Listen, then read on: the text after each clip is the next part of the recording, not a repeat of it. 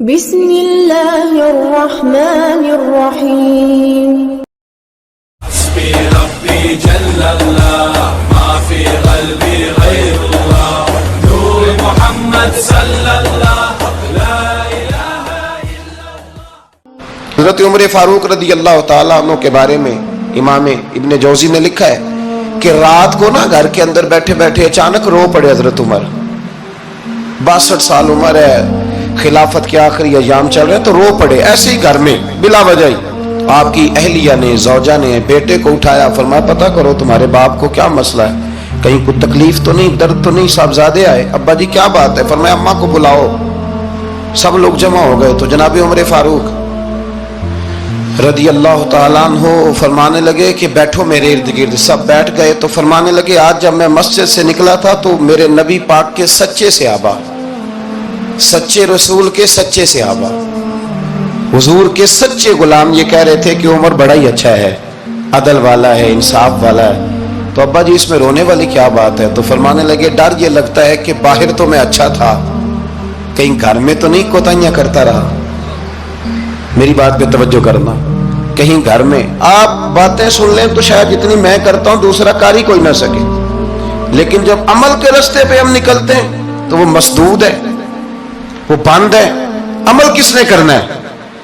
آپ کوئی آیت پڑھیں تو یہاں غلطی نکالنے والے 20 لوگ مل جائیں گے، 20 لوگ، لیکن اس آیت پہ عمل کرنے والے کتنے ملیں گے؟ تو حضرت عمر فاروق رو رہے تھے، کہنے لگے کہیں تمہارے حقوق تو نہیں پامال کرتا رہا۔ تو آپ کی اہلیہ نے جب سنا تو وہ کہنے لگی عمر مجھے تو بڑا پرانا شکوہ ہے، آپ کا جاہ و جلال اتنا تھا میں بات نہیں کر سکی۔ عمر تم نے سارا دن مسجد میں گزار دیا اور ساری رات نقاب اوڑھ کے مدینے کی گلیوں میں گزار دی، میں تو زندگی کی کوئی خوشی دیکھ ہی نہیں سکی۔ چاہ تو میرے اندر بھی تھے نا کہ میرا شوہر کچھ گھڑیاں بیٹھتا، کہیں مجھے لے کے جاتا، تو میں تو کچھ نہیں دیکھا، مجھے بڑا شکوہ ہے۔ تو حضرت عمر کہنے لگے چل اللہ کی رضا کے لیے معاف کر دے۔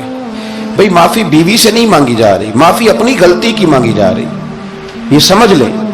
بیوی کے لیے تو خامد کا بہت بڑا مقام ہے نا، لیکن یہاں غلطی کس بات کی ہے؟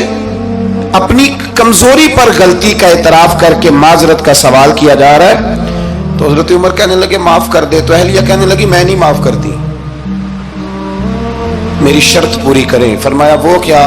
فرمانے لگی قیامت میں جب اللہ آپ کے لیے جنت کا حکم دے گا تو آپ میری سفارش کریں گے اللہ کی بارگاہ میں؟ سفارش کریں گے کہ یا اللہ مجھے کپڑے دھو کے دیتی تھی، میری عزت کی حفاظت کرتی تھی، میرے بستر کو پاک رکھتی تھی، کہیں گے؟ تو حضرت عمر فرمانے لگے تیرے ساتھ وعدہ رہا، رب نے اگر عمر کو اپنے فضل، اپنے کرم اور اپنے محبوب کے صدقے جنت دی تو عمر تیرے بغیر جنت میں نہیں جائے گا۔ عمل کا راستہ، عمل کا راستہ دیکھیں نا، 2 دفعہ استاد بات کرتا ہے، 2 دفعہ، اور کوئی زیادہ، ایک تو ہے نا کہ ایم اے اور جناب ایم ایڈ اور ایم فل اور پھر پی ایچ ڈی قسم کا استاد، ایک وہ جو matric P T C teacher ہے نا، وہ 2 دفعہ اسٹوڈنٹ کو کام کہے تو تیسری دفعہ وہ ناراض ہو جاتا ہے، کہتا ہے میں 2 دفعہ کہا ہے۔ بچے کو آپ 2 دفعہ کہتے ہیں اور اگر تیسری دفعہ کہنا پڑے تو غصہ آتا ہے نہیں آتا؟ بھئی تو نے اتنی دفعہ کہا تو سمجھ نہیں رہا بات کو۔ اور اگر اللہ کریم قرآن مجید میں سینکڑوں دفعہ کہے نماز پڑھو، سینکڑوں دفعہ، اور یہ بہانے کر رہا ہے، یہ بھی پروگرام بنا رہا ہے، پھر کہتا ہے میں بے چین رہتا ہوں، میں بے قرار رہتا ہوں۔ عمل کا راستہ اس کو اختیار کریں، آپ سکون میں رہیں گے۔ بد عمل آدمی اور بے عمل آدمی یہ ہمیشہ پریشان رہتے ہیں، ہمیشہ۔ عمل کریں، توبہ کریں تو پھر بدل جائیں، پھر تبدیلی آئے، اور یہ کوئی مشکل کام نہیں، جو بدلنے والے تھے وہ بدل گئے، بڑا کچھ کرتے تھے پر پھر وہ لوگ بدل گئے۔ حضرت فضالہ رضی اللہ تعالیٰ عنہ کہتے ہیں کہ میں بڑا دل دادا تھا عورتوں کا،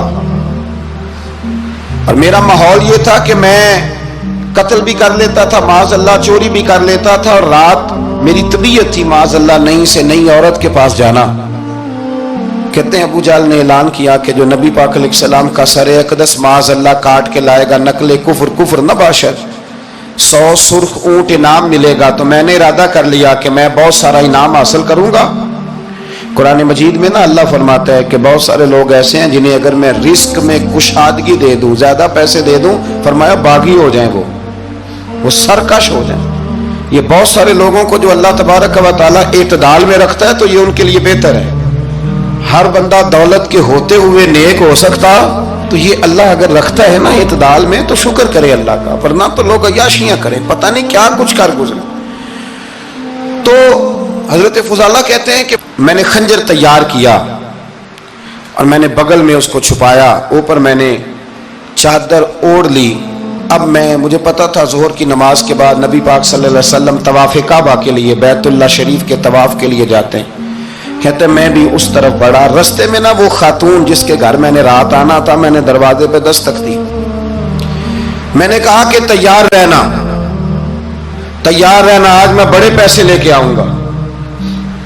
اسے میں نے یہ کہا اور پھر میں چلا گیا بیت اللہ شریف کا طواف کرنے۔ کہتے ہیں اللہ کے محبوب بھی طواف کر رہے تھے تو میں نے بھی طواف شروع کر دیا۔ ارادہ یہ تھا کہ جہاں نبی پاک علیہ السلام میرے قریب سے گزریں گے تو موقع پا کر میں حضور کے جسم اقدس پر خنجر کھونپ دوں گا اور معاذ اللہ شہید کر دوں گا۔ کہتے ہیں حضور ایک دفعہ بھی میرے پاس سے گزرے تو میں ہمت نہ کر سکا، دوسری دفعہ بھی پاس سے گزرے تو میں ہمت نہ کر سکا، تیسری دفعہ بھی گزرے تو میں ہمت۔ نبی کریم صلی اللہ علیہ وسلم 2-3 دفعہ گزرے تو فرماتے ہیں کہ مجھے موقع نہ ملا، اس لیے کہ حضور فرماتے ہیں اللہ نے روب کے ساتھ میری مدد فرمائی، دشمن پر میرا روب طاری ہو جاتا ہے۔ فرماتے ہیں جب چکر پورے ہو گئے تو محبوب کریم نہ چھٹے چکر پہ فرمانے لگے فضالہ چکر ایک رہ گیا ہے، بے خبر ہو جو غلاموں سے واقع کیا ہے، ایک پھیرا رہ گیا ہے۔ کہتے طواف مکمل ہو گیا تو محبوب میرے قریب آئے، فرمایا وہ کام کرتے کیوں نہیں جس کے لیے آئے تھے؟ میں نے عرض کی یا رسول اللہ کون سا کام، کیسا کام؟ اندر تو چور تھا نا، بانج فقیروں کسے نہیں ماریا اے ہوئی چور اندر دا، اندر چور تھا نا۔ کہتے ہیں حضور نے مجھے کندھے سے پکڑ کے ہلایا، فرمایا کرتے کیوں نہیں؟ جب حضور نے ہلایا تو وہ خنجر بھی پیروں میں گرا اور میں بھی رسول اللہ کے پیروں میں گر گیا۔ میں نے کہا حضور مجھے کلمہ پڑھا دیں۔ کہتے ہیں حضور نے پہلے میرے دل پہ دست مبارک پھیرا، پھر میرے نبی نے مجھے کلمہ پڑھا دیا۔ اب نا مرید ہونے والا کہتا ہے کہ جی آہستہ آہستہ میں ٹھیک ہو جاؤں گا۔ اب وہ آہستہ آہستہ کا کیا ترجمہ ہے یہ بالکل سمجھ نہیں آتی۔ بھئی کسی بندے سے 5 لاکھ روپیہ لینا ہے تو اس سے وہ کہتا ہے جی میں آہستہ آہستہ دوں گا، 500 روپیہ دے دیا کروں گا روز کا، تو کہتے ہیں میری رقم خراب ہوتی ہے، پورے دو۔ اور نیکی کی بات جب آتی ہے تو کہتے ہیں حضرت صاحب دین اتنا سخت نہیں ہے، میں آہستہ آہستہ ٹھیک ہو جاؤں گا۔ اب میں مغرب عشاء پڑھنی شروع کر دی ہے میں نے، اب میں تسبیح لے لی ہے، کل میں نے بھی آہستہ آہستہ میں ٹھیک ہو جاؤں۔ یعنی رقم لینی ہو تو وہ آہستہ آہستہ قبول نہیں ہے، لیکن اور مکان کی رجسٹری اگر کرانی ہو تو مالک مکان کہے گے آہستہ آہستہ کرا لو، کہتے ہیں پیسے پورے دیے، سویرے چل اور بیان دے۔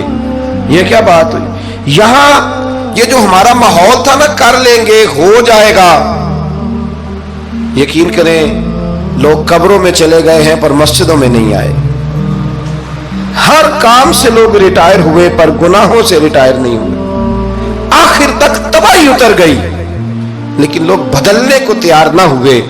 حضرت فضالہ کہتے ہیں ابھی میں نے کلمہ پڑھا، ابھی میں واپس آیا، رستے میں وہ بی بی کھڑی تھی، کہتے ہیں میں وہ شخص تھا کہ عورتیں مرتی تھی میرے اوپر اور کسی کی جرت تھی کہ وہ آئیں بائیں شائیں کرے، لیکن فرماتے ہیں میں بی بی کے پاس سے گزر گیا،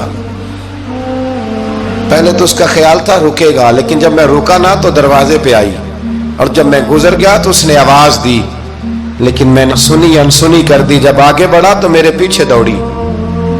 فرماتے مجھے پکڑ کے کہنے لگی فضالہ تجھے کیا ہوا، تو وہی نہیں جو یہاں سے گیا تھا؟ آپ فرماتے میں کبھی نہیں رویا تھا، میں کبھی نہیں رویا تھا، اور جب کہا نا تو وہی نہیں، کہتے میں نے سر اٹھایا تو میری آنکھوں میں آنسو تھے، میں نے کہا میں جو گیا تھا وہ نہیں ہوں، اب تو میں محمد عربی کا غلام بن گیا، اب میں وہ نہیں ہوں، اب نہیں ہو سکتا کہ کوئی میری نظر میلی ہو جائے، یہ کیسے ممکن ہے؟ اب نا اسلام کی تعریف ہم نے یہ کی ہے کہ خبردار کوئی ہمارے قریب نہ آئے، ہم کسی کو بات نہیں کرنے دیتے کہ ہم مسلمان ہیں، ہم بات نہیں کرنے دیتے۔ پتہ کیا بات ہے، ایک میری یہ تقریر ہوتی ہے ممبر پہ، اور ایک میرا عمل ہوتا ہے جب میں سفر کرتا ہوں، جب میں گاڑی میں بیٹھتا ہوں، جب میں دوستوں سے ملتا ہوں. جب ان دونوں باتوں میں تضاد آتا ہے نا، تضاد، تو لوگ تقریر کو جذبات نہیں کہتے، ایک فن بن جاتی ہے تقریر. آپ کو پتہ ہے نا، واعظین نعت خواں کہتے ہیں میں نے محفل لوٹ لی، پھر لوگ شمار کرتے ہیں کتنے لوگوں نے سبحان اللہ کہی، پھر لوگ شمار کرتے ہیں کہ آج 5 بندے روئے بھی تھے جب میں تقریر کر رہا تھا. تو پھر یہ فن ہے، یہ جذبات کا اظہار.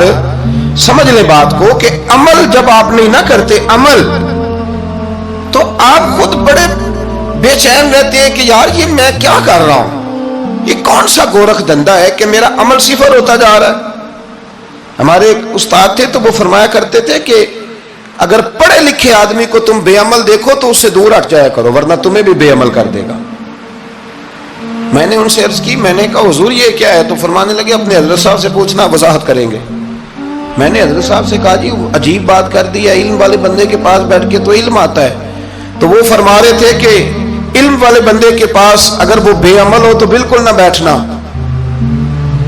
تو حضرت صاحب فرمانے لگے انہوں نے صحیح کہا ہے. اب بات بہت بڑی ہے، پتہ نہیں آپ کی سمجھ میں آتی ہے نہیں آتی، بہرحال کر دیتا ہوں. پڑھا لکھا بندہ اگر بے عمل ہو تو اس کے پاس، تو میں نے کہا حضور کیوں؟ فرمانے لگے اس لیے کہ وہ اپنی بے عملی پر بھی دلائل دے گا.